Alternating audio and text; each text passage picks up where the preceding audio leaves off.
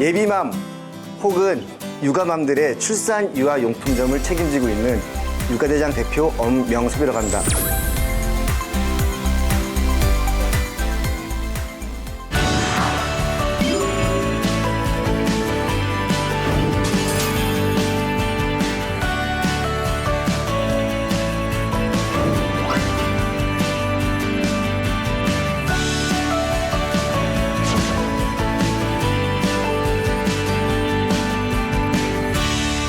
지금 우리나라는 저출산 문제로 경제 위기까지라는 말이 나오고 있습니다.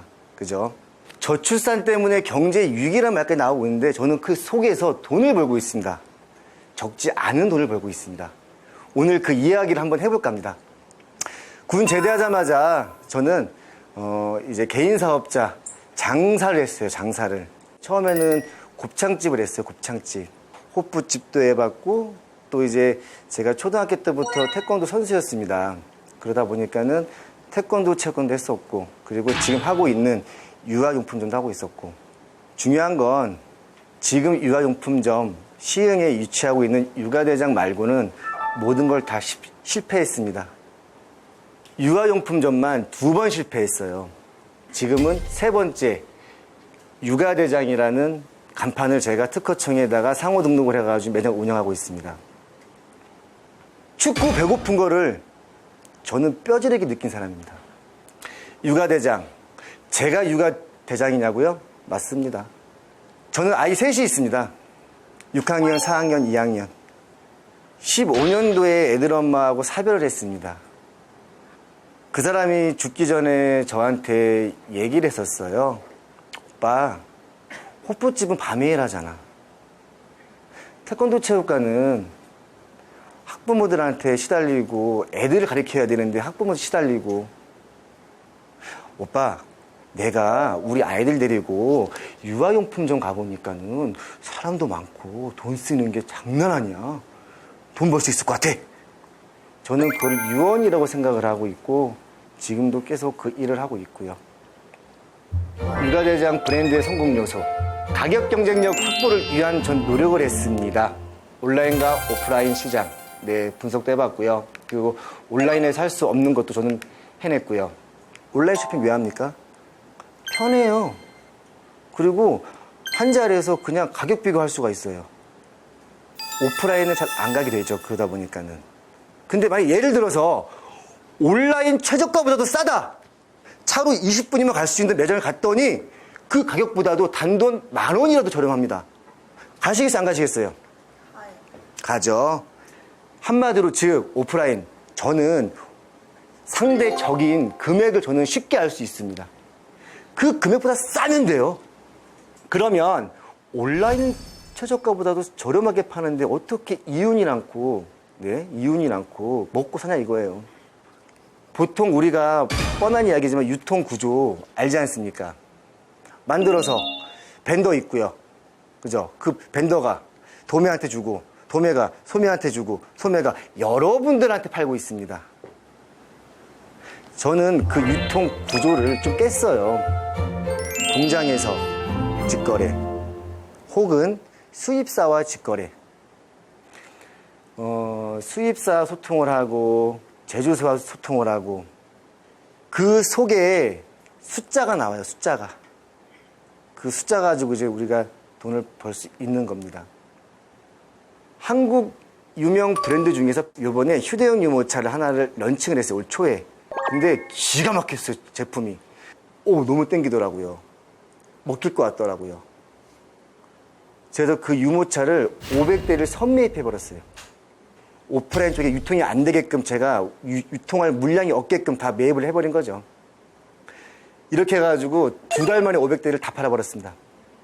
여기서 좀 쏠쏠했어요. 쏠쏠했고 진짜 요거 때문에 또 멀리서도 오는 거죠. 멀리서도. 제가 첫 번째 육아용품점 했을 때 실패했던 이유가 매입 컨트롤 못 해가지고 재고를 소진 못 시켜가지고 그것 때문에 실패했어요. 이제 매장에 있으면은 막 메일이 오고 전화가 오고 막 찾아와요. 이제 브랜드에서 영업사원들이 자, 요번에 유모차 우리가 10대 하면은 10 플러스 1로 드리겠습니다. 라고 합니다. 와, 싸다. 받을게요. 카시트 5 플러스 1입니다. 받을게요. 다 받아버리는 거 막 싸니까. 환나가. 또한 두 번째 유아용품점 실패했던 이유가 겉보기만 좋으면 다 좋은 줄 알았어요. 두 번째 했을 때는 제가 은평구에서 했습니다. 은평구에서. 그때 제가 뉴턴에서 160평짜리 했었는데 임대료가 1,200. 전기세 150만 원. 한여름이에요. 한여름에 150만 원. 미친 줄 알았어요. 근데 될 줄 알았어요. 우리 보통 장사할 때 뭐 봐요? 목 보잖아요. 목. 그 정도 목이면 될 줄 알았던 거죠. 임대료가 비싸다 보니까는, 관리비가 비싸다 보니까는, 거기서 그냥 앞에서 보고 뒤로 빠지더라고요. 남들이 보기에는 돈 버는 줄 알아요. 매출이 있으니까. 쓰다 보면은 마이너스. 그래서 제가 찾은 게 시흥 IC로 갔습니다. 창고를 얻었어요. 자, 시흥으로 찾아간 이유가 창고형 매장을 제가 찾았습니다. 한 달 이상 발품 판 것 같아요. 경기도 화성부터 파주까지 쭉 흩었어요. 창고형 하려면 첫 번째, 땅의 용도가 근생해야 돼요. 근린생활. 네. 창고라 그래가지고 다 소매할 수 있는 거 아니에요. 그리고 접근성. 저출산이다 보니까 한 개 지역만 봐서는 안 되고요. 네, 여러 지역에도 쉽게 올 수 있는 지역. 그래서 경기 IC 톨게이트 옆에다 위치를 잡은 거죠. 안산, 수원, 부천, 부평, 송도까지 차로 25분 내에 진입할 수 있습니다. 대한민국 유아용품점에서 창구형 매장에 가지고 성공한 사람은 저 엄명섭입니다.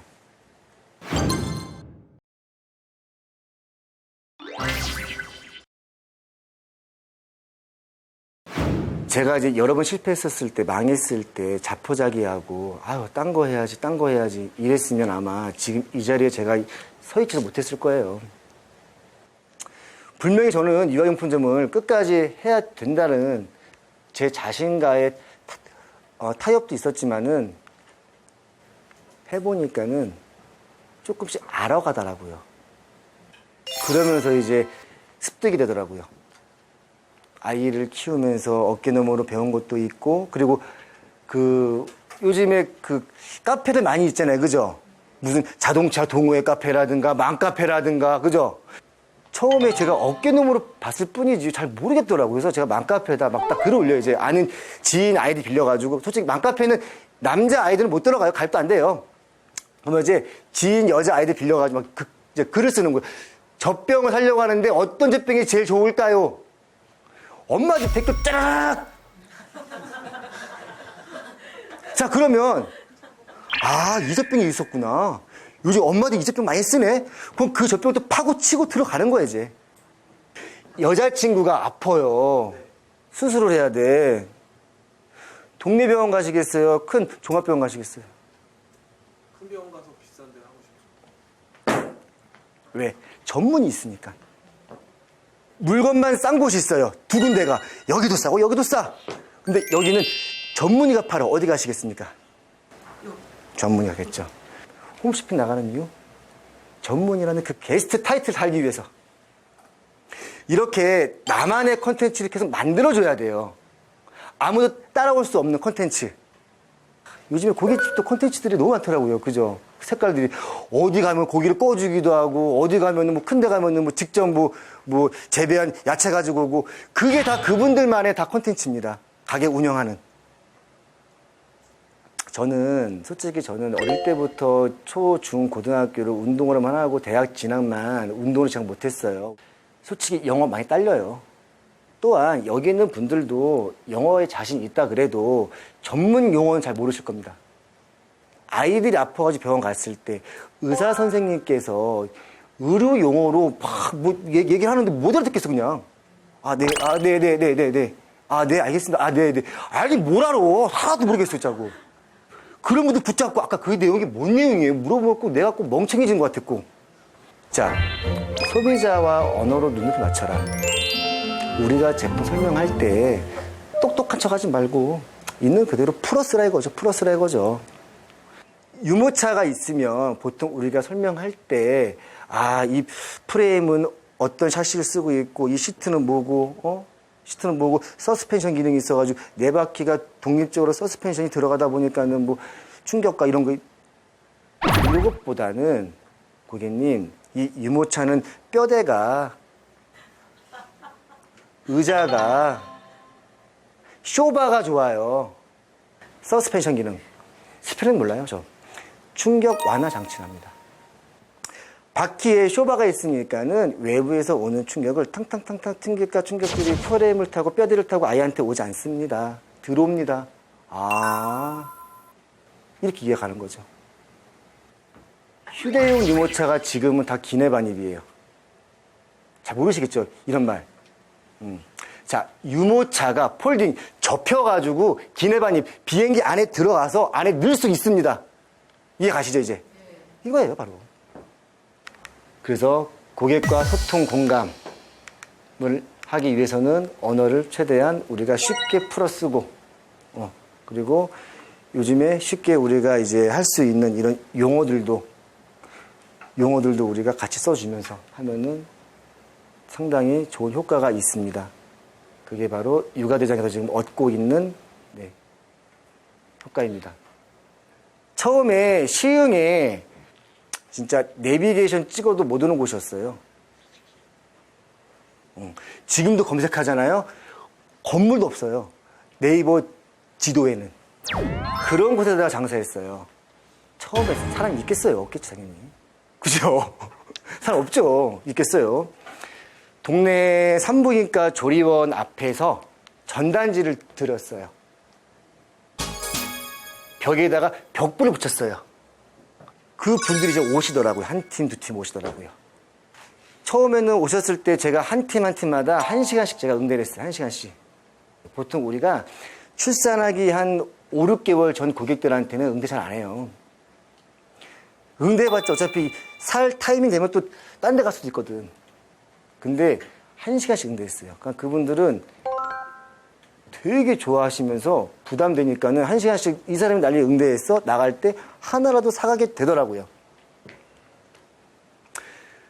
또한 제가 고객님들한테 항상 제가 말씀드려요. 처음에 부담 갖지 않게 하기 위해서, 편하게 하기 위해서 우리 매장 오셨으면은 하나라도 사가는 게 아니라 오늘 하나라도 알아가라고. 꼭 장사꾼 같진 않잖아요, 그죠? 이 말 하는 순간 장사꾼이에요. 부담 안 줄 뿐이지 사가라 이거야. 오늘 뭐 하나라도. 근데 이렇게 얘기했더니 되게 좋아하시더라고요. 좋아하시고 비록 그분이 안 사가더라도 그 주변 분들한테 소개를 시켜주고 군대 동기보다 더 끈끈한 동기가 뭔지 아십니까? 조리원 동기예요. 그렇죠. 제대 후에 군대 그 고참 후임병들하고 지금 연락하세요? 조리원 동기들은 연락합니다. 소통합니다. 왜? 육아라는 소통 창구가 있으니까는. 그분들이 한 분이 조리원 동기한테 퍼지고 또 이분이 또 퍼지고 이게 이슈가 된 거예요, 이슈가. 우선은 창업하는 거 두려워하지 마시고요. 그리고 선택을 했으면 그 선택에 집중을 하세요. 나만의 콘텐츠를 만드시고요. 창업 비용 어떻게 하면 저렴하게 할 수 있을까를 또 고민도 해보시고요. 분명히 지금 이 자리에 제 앞에 있는 여러분들한테는 저보다 더 나은 기회가 있을 것이고 저보다 더 나은 삶이 있을 거라 저는 생각합니다. 감사합니다. 남성이라 육아 제품에 관련해서 정보가 생소하셨을 텐데 어려움은 없으셨는지 궁금해요. 어렵죠. 어렵다 보니까는 실제 막 그 맘카페에 들어가서 엄마들 세계에 이제 들어갔던 거죠, 제가. 맘카페에 들어가서 엄마들 세계에 딱 들어가가지고 제가 엄마 입장에서 글을 올려보고 글을 써보고 글을 받아보고 그거를 한 거죠. 노력한 거죠. 노력. 자꾸 뭘 했지만 안 되는 이제 시작하는 창업자들에게 조언이나 이제 좌우명 있으시면 마지막으로 한번 그 힘드는 말씀 한번 부탁드립니다. 우선은 본인이 사업이 맞는지 아니면 난 공부해가지고 공무원이 맞는지 아니면 나는 내가 뭐가 맞는지 먼저 아는 게 중요한 것 같아요. 내가 뭐가 맞는지. 전 솔직히 말씀드릴게요. 저 공무원 못해요. 저 돈 욕심 많아요. 공무원은 정해져 있잖아요. 급여가. 비록 수명의 연장은 길지만 보장되어 있지만 한정되어 있잖아요. 저 그렇게 못 살 것 같아요. 저는요. 반대 이야기입니다, 고객님. 아니, 고객님이란데. 반대 이야기입니다. 나는 그런 모험과 난 그런 리스크가 싫어. 난 그냥 공부해서 공무원 할래.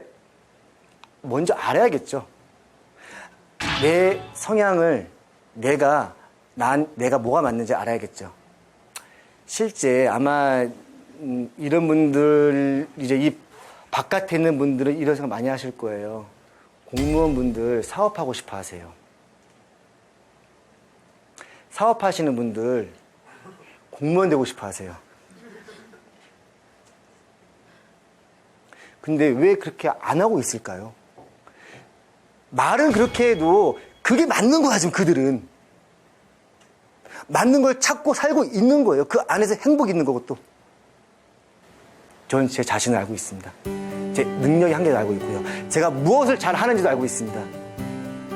저의 부족함도 알고 있습니다. 성공의 꿈이 이루어지는 시간, 꿈 이름. 유가대장 대표 엄명섭이었습니다. 감사합니다.